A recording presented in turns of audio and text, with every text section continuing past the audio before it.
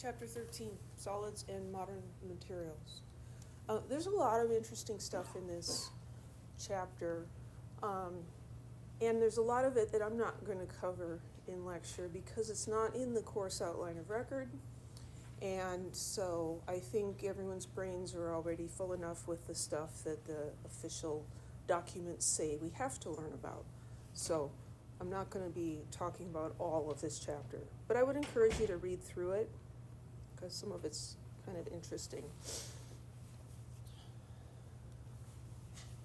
This section I am going to talk about, even though I'm not going to quiz you on it, Friday night experiments, because this just gives us a little taste of what real science is like.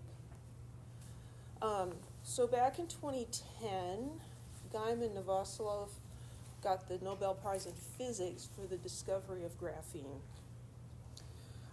So this is a very thin, very strong material that's only 1 atom thick. Conducts heat and electricity, crazy, crazy cool stuff. Because it's only 1 atom thick, you can see through it, but nothing will go through it. So really, really cool stuff. So how did they discover this? This was not on their list of objectives of what to accomplish that year.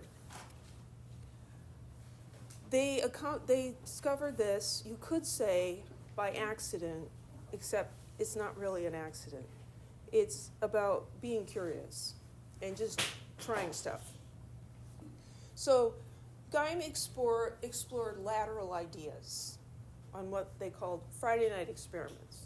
So Friday night, instead of going out and drinking beer, the guys hung around in the lab and tried out these ideas that they had during the week that weren't part of their actual research. And what happens if we do this? And some of those ideas can get kind of strange, but, can be pretty fun as well. Most of those ideas ended up being complete failures, did not work. But one led to a Nobel Prize. And so I think people tend to think that, scientists, you set out to do this thing and then you do it and that's it.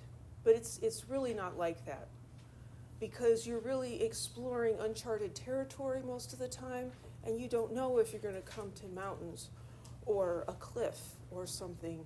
And so it's really more of an adventure, and you have to just go with what your results are showing you, and it can also be really, really exciting.